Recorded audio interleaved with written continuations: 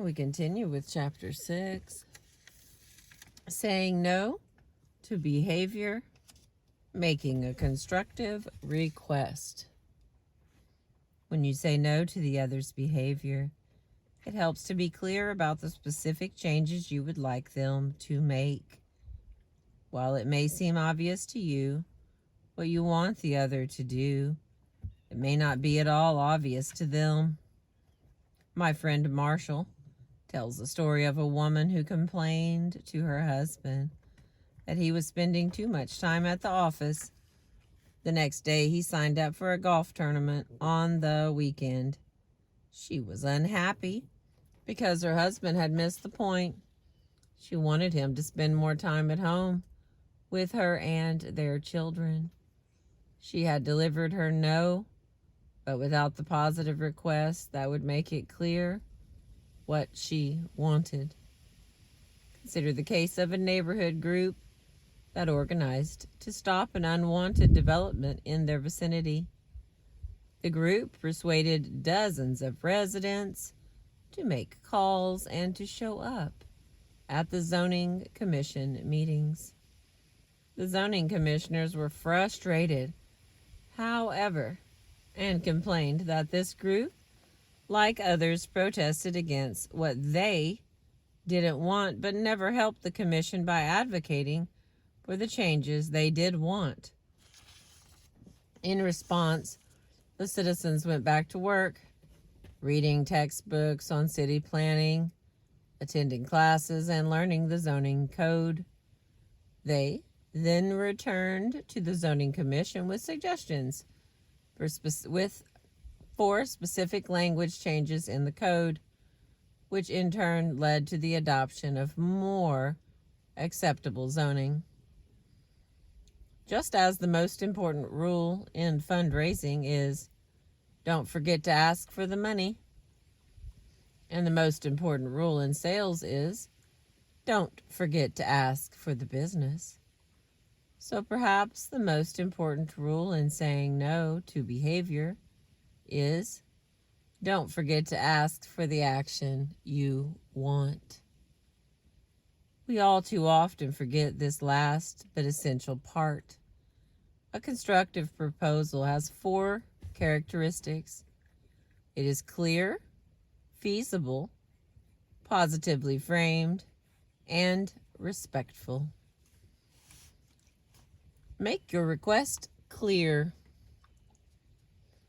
Requests for changes in behavior often sound like this. I want you to be more considerate. I want you to take more responsibility around here. Please stop being so sullen. In other words, the requests are vague, unclear, and difficult to implement.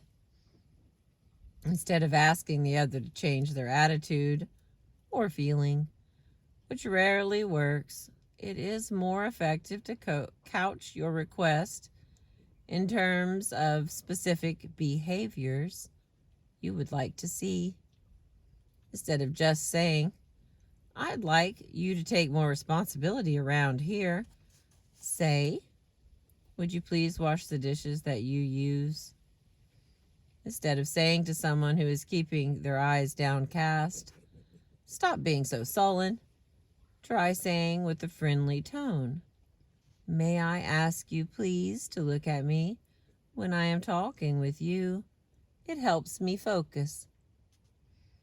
Define your request not in terms of what you want them to feel, to see, or to be, but in concrete terms of what you want them to do.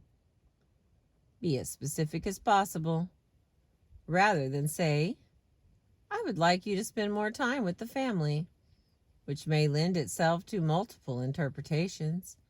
Say, I would like you to spend all day Sunday here at home, playing with the kids and helping them with their homework. What gives your no its power is not just its strength, but the specificity of the accompanying proposal. In short, offer a positive behavioral solution to your problem. behavior has the advantage of being observable. You and the other will then know whether or not your request is actually being met. Moreover, a behavioral proposal focuses on what you'd like the other to do, not on who you'd like the other to be. Make your request feasible. A second test for your request is whether it is, in fact, feasible. A common request to a friend or family member is, "I would like you to stop being so angry." Not only does this request fail the behavioral test, but it may not be possible for the other to stop feeling angry just now.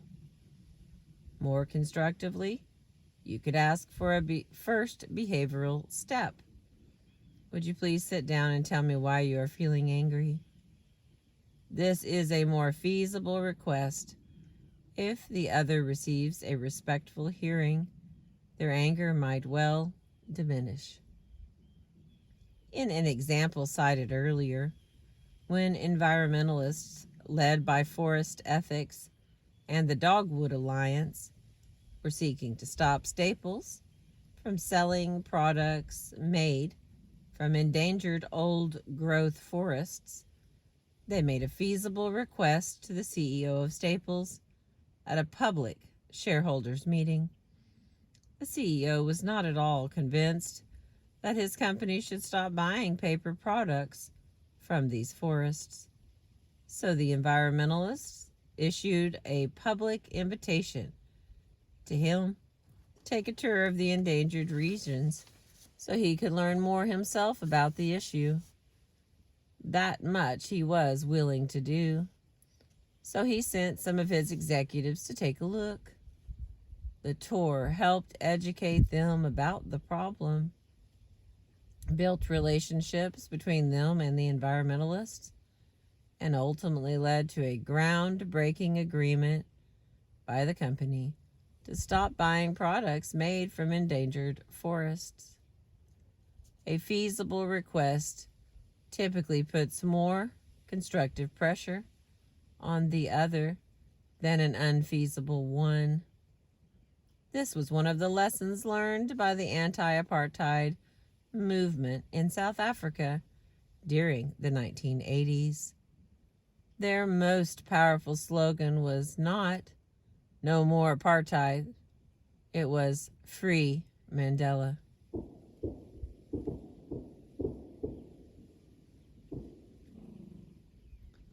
This simple, specific, and feasible request helped mobilize people around the world to put pressure on the South African white minority government.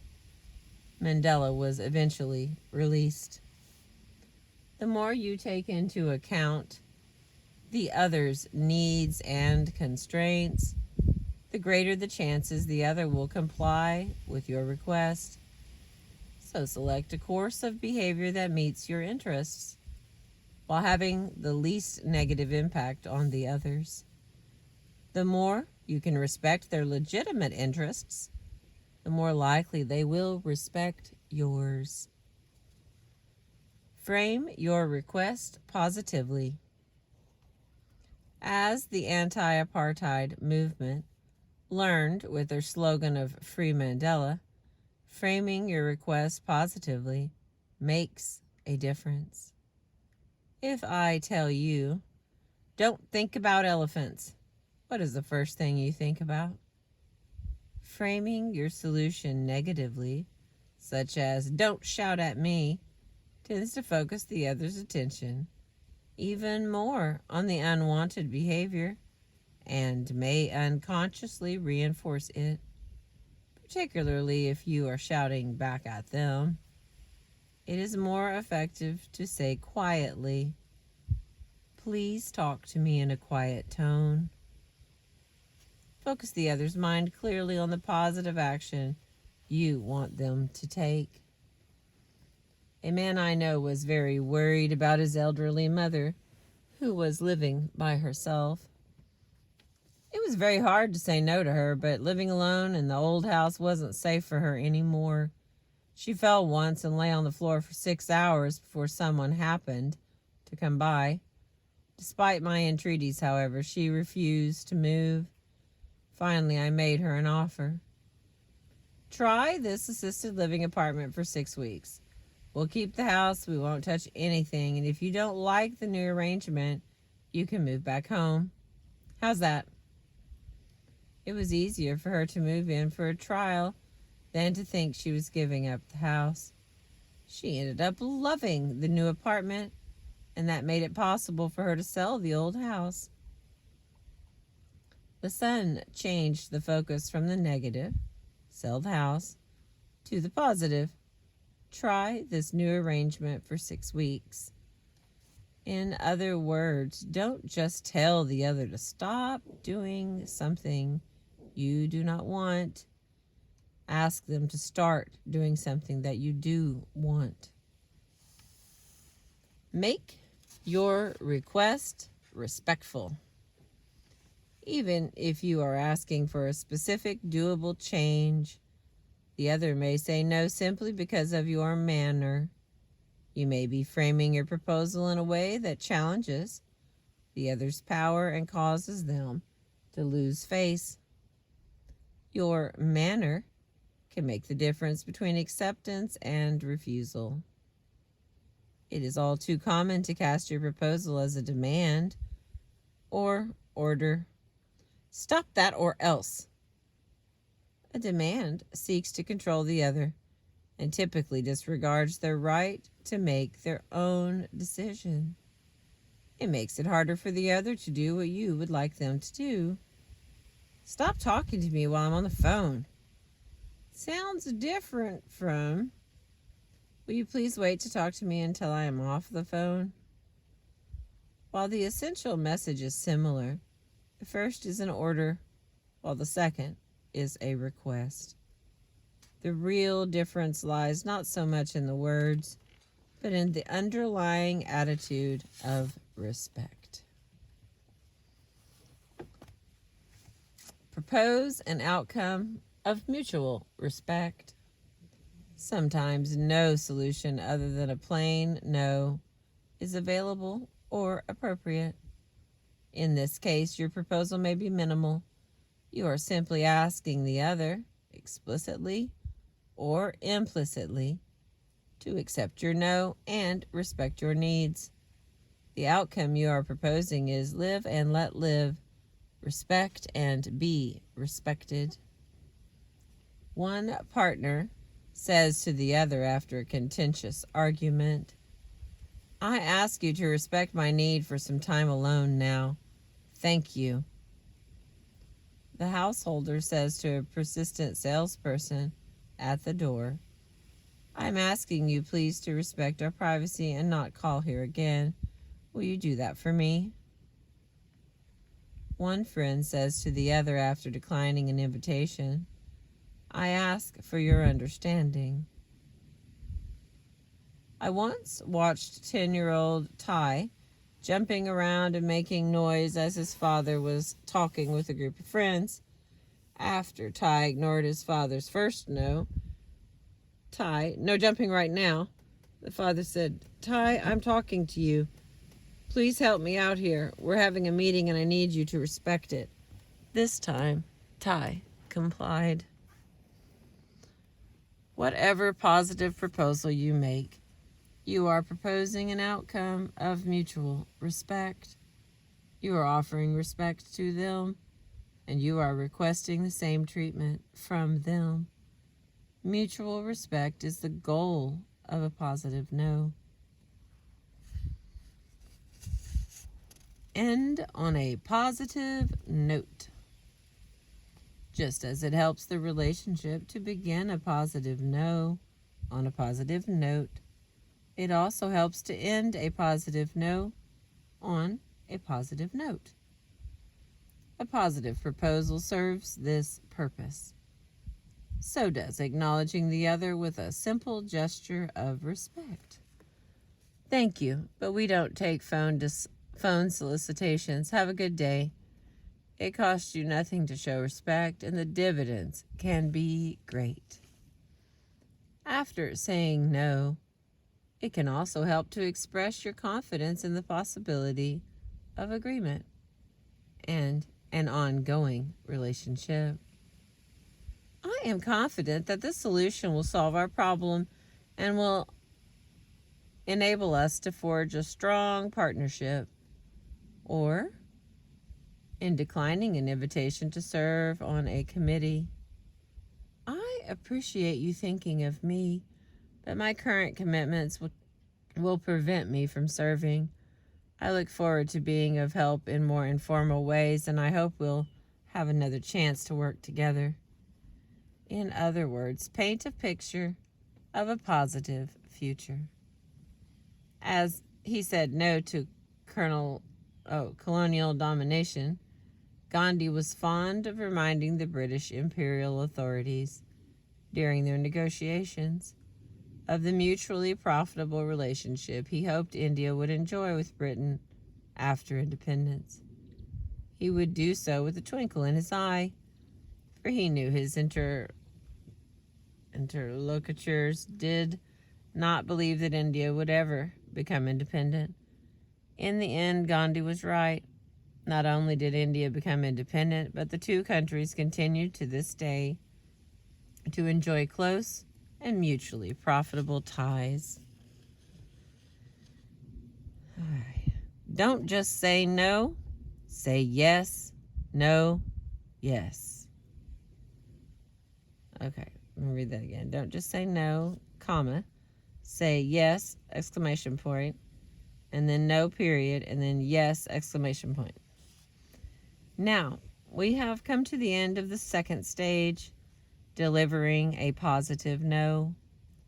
You begin with a yes to your interests, then let your no emerge naturally and clearly from your yes, and finally follow up with a positive proposal. You start with an affirmative yes, exclamation point, and then move to a matter-of-fact no, period. You end with an inviting yes, question mark. Just as you learn to construct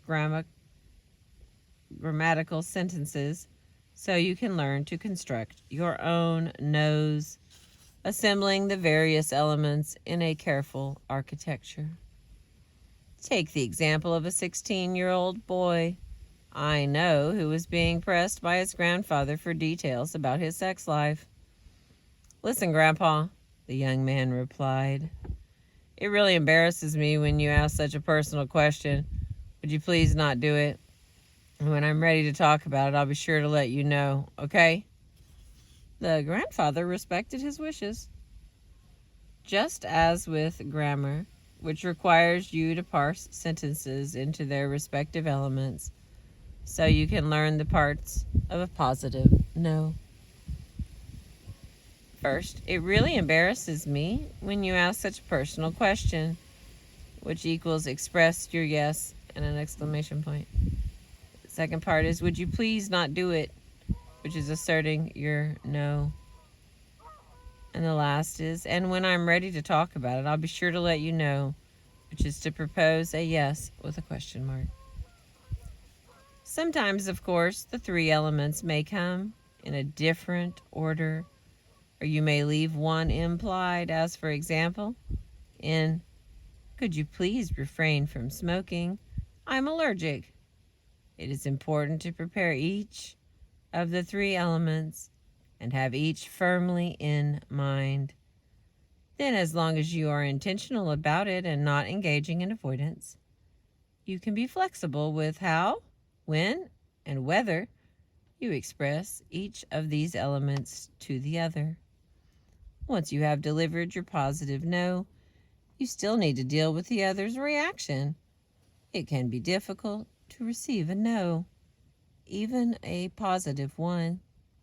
Your next challenge is to transform the other's reaction from resistance to acceptance. That is the subject of the third and final stage of the positive no method. All right, that was the end of chapter 6. Propose a yes. And let's see, what page are we actually on? That was the end of chapter 162. And I appreciate you listening and seeing some low water and some pretty dark skies lighting up for us. Thank you for being with me this morning.